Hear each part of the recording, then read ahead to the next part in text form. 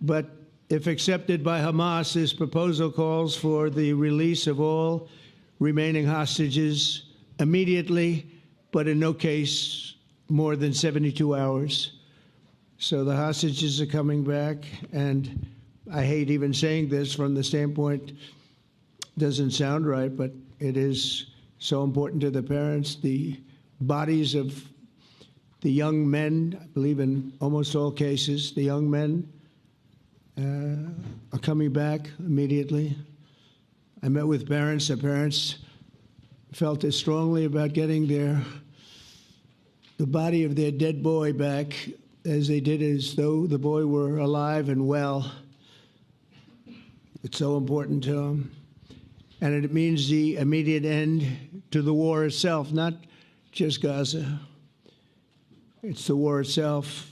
Under the plan, Arab and Muslim countries have committed, and in writing in many cases, but I actually would take their word for it. The people I mentioned, I'd take their word for it, to demilitarize Gaza, and that's quickly.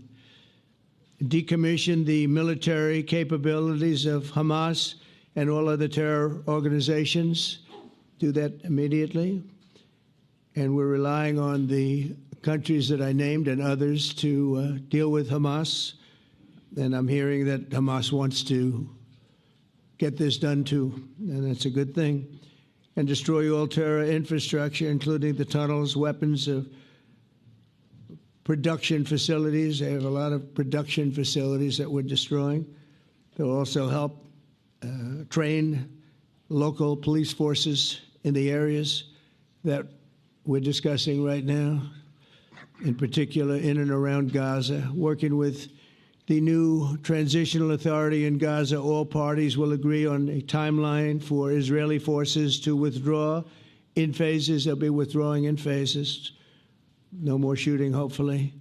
As progress is made toward achieving these goals, Arab and Muslim nations need to be allowed the chance to fulfill these commitments of dealing with Hamas. They have to deal with them because they were the one group that we have not dealt with. I haven't dealt with them.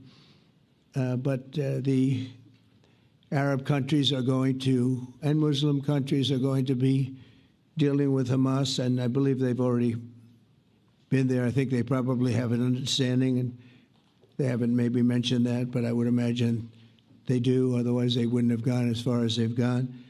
If they're unable to do so, then Israel would have the absolute right and actually our full backing, the U.S. full backing. Marco's here, and a lot of our leaders are here, our great Vice President, Susie Wiles, Steve Witkoff, Jared Kushner.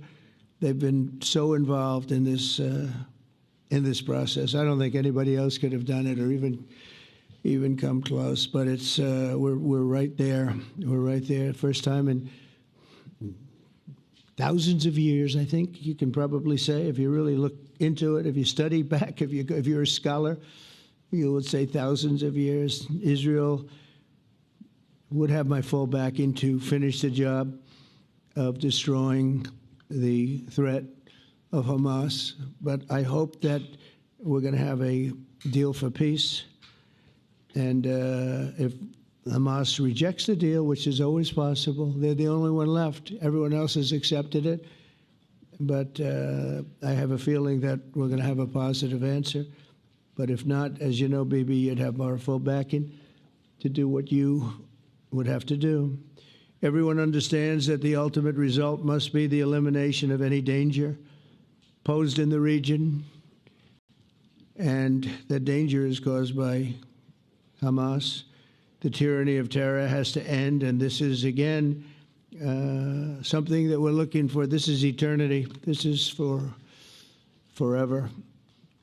To ensure the success of this effort, my plan calls for the creation of a new international oversight body, the Board of Peace, we call it, the Board of Peace, sort of a beautiful name, the Board of Peace, which will be headed, not at my request, believe me, I'm very busy, but we have to make sure this works.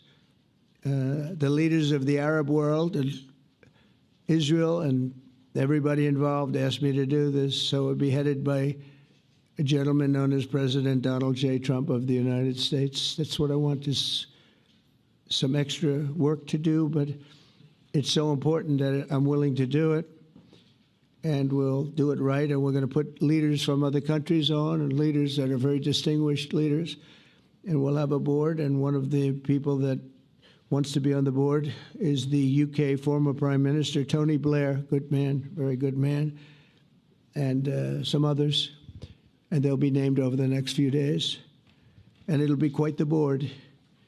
Working, everybody wants to be on it now. I don't know if that had anything to do. They named me and everybody else wanted to be on it. I guess they figure, well, he's a soft touch. He'll be easy to deal with.